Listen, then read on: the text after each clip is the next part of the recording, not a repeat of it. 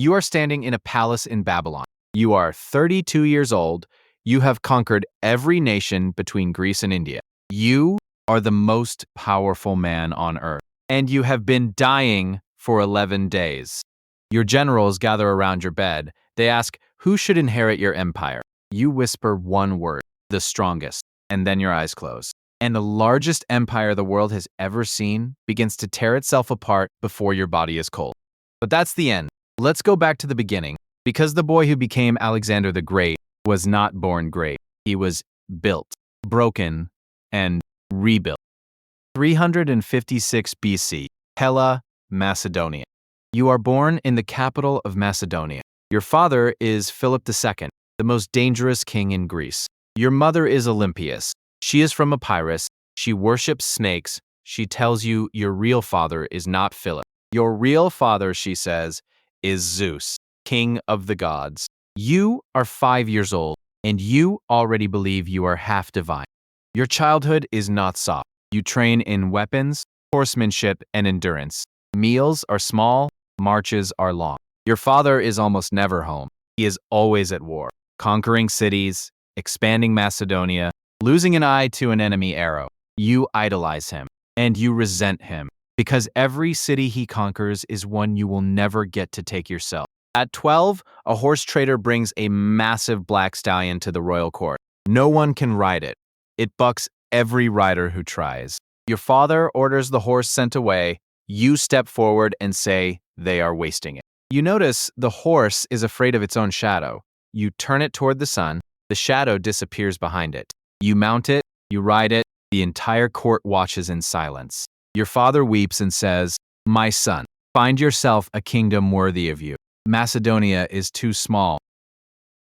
The horse's name is Bucephalus. It will carry you to the edge of the known world. 343 BC, the philosopher.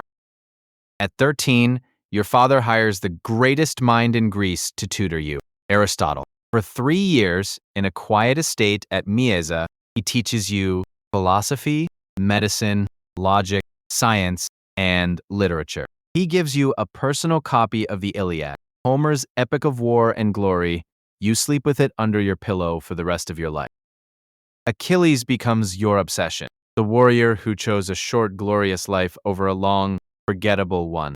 You will spend your entire life trying to outdo Achilles, and you will succeed in every way, including how it ends. Your classmates at Mieza include Ptolemy, Cassander, and Hephaestion. Hephaestion will be something no title can describe. Your closest friend, your other half, the one person who never fears you. Remember that name. It matters at the end. 338 BC, First Blood. At 16, your father leaves you as regent of Macedonia. You crush a rebellion by yourself. At 18, you command the left wing of the cavalry at the Battle of Chaeronea. You personally lead the charge that destroys the sacred band of Thebes. 300 elite soldiers, paired lovers, they had never lost a battle.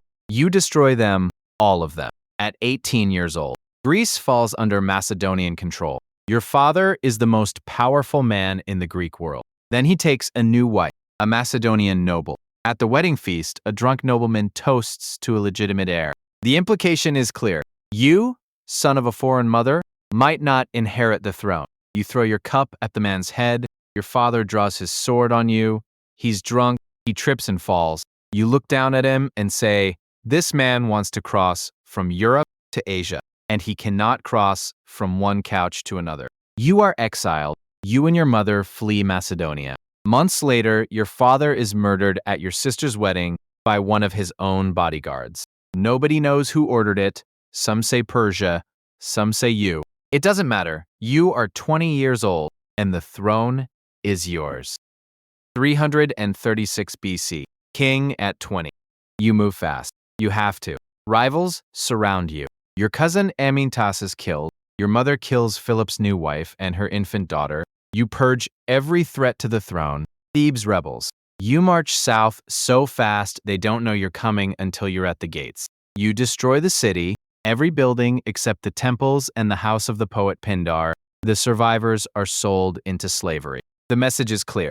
Rebel against Alexander. Cease to exist. Greece falls in line. And now you turn east, toward Persia, the largest empire the world has ever known. 334 BC. Into Asia, you cross the Hellespont with 40,000 men. The first thing you do is visit Troy. You lay a wreath on the tomb of Achilles. You strip naked and race your companions around it. You are 22 and about to fight an empire.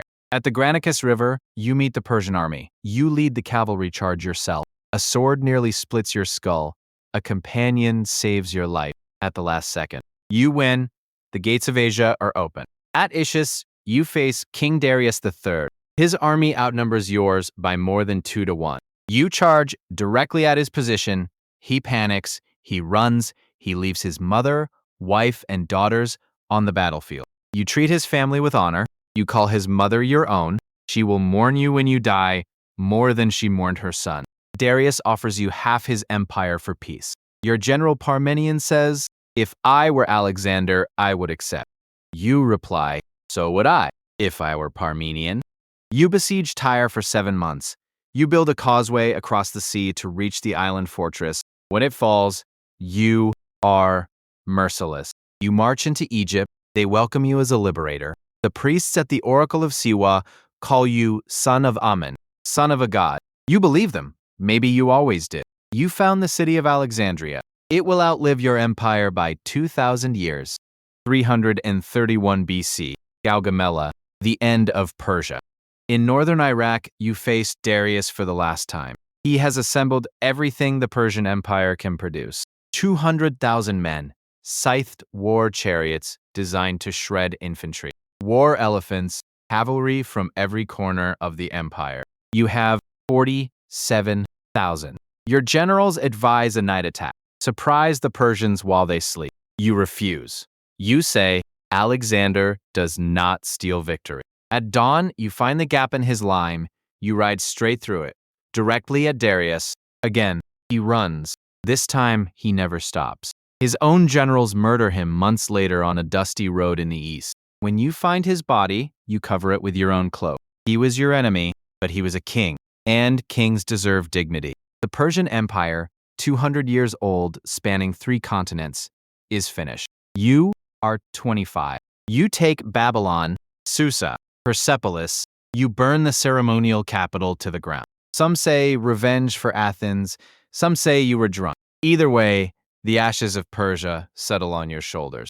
You are king of everything, from the Adriatic to Afghanistan. For most men, this would be enough. You are not most men. 327 BC, the edge of the world. You marry Roxana, a Bactrian princess. Your Macedonian officers are furious. She is not Greek. You don't care.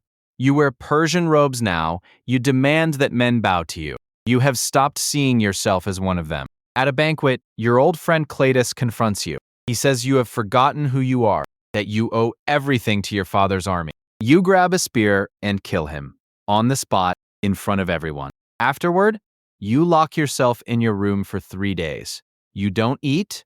You weep until your voice gives out. But you do not stop. You never stop. You cross the Hindu Kush into India. At the Hydaspes River, you face King Porus, his army, and 200 war elephants. Your horses panic at the sight of them. Your men have never faced elephants before. The beasts stand 10 feet tall and carry archers on their backs. You cross the river at night in a monsoon downpour. Attack from a direction Porus never expected. It is your masterpiece, your closest victory, and your last great battle. Bucephalus dies here. Your horse since you were 12. 30 years of war together. You build a city in his name, Bucephala. You want to keep going east, to the Ganges, to the ocean at the edge of the world. Your men do not. At the Bas River, after 8 years of constant war, 12,000 miles of marching, and monsoon rains that have not stopped in 70 days, your army refuses. They are exhausted, sick, homesick. Some have not seen their families since they left Macedonia nearly a decade ago. You lock yourself in your tent for 3 days, sulking, waiting for them to change their minds.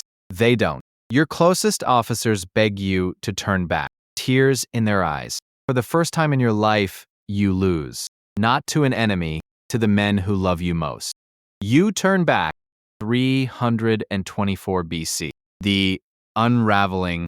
Hephaestion falls ill in Ecbatana, a fever.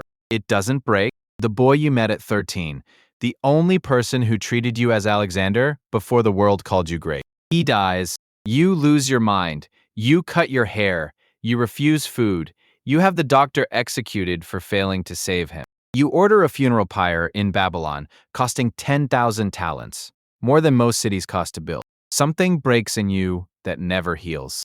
323 BC. Babylon, the end. You are planning new campaigns. Arabia, Carthage, maybe Rome. At 32, you still believe the world has edges you can reach. After a banquet, you develop a fever. It doesn't break. Day after day, it climbs. Your body is a map of every battle you've ever fought. Arrow scars at Gaza, an arrow through your lung in India. Cracked ribs from the Malian citadel. Your body is finally giving out. By day 6, you cannot stand. By day 8, you can barely whisper. By day 10, you cannot move. Your soldiers hear you are dying. They demand to see you. Your generals try to keep them out. The soldiers force their way in. They file past your bed in a line that stretches out of the palace and into the streets of Babylon. Thousands of them, one by one. You cannot lift your head, but you raise your hand to each man who passes. Some of them have been with you since you were 20. They are weeping. You are not. You have made your peace with this. Achilles died young too. Your generals ask who inherits the empire, the strongest or perhaps to the best. The sources disagree. Some say you said nothing at all. On June 10, 323 BC, you die. 32 years old, king for 12 years, never lost a battle. Not one. Nobody knows what killed you. Typhoid, malaria, poison, alcohol. The debate has lasted 23 centuries, and it is still not settled. Your empire does not survive the week. Your generals turn on each other. The wars last 40 years. Ptolemy takes Egypt. Seleucus takes Persia. Cassander takes Macedonia. Everything you built is divided.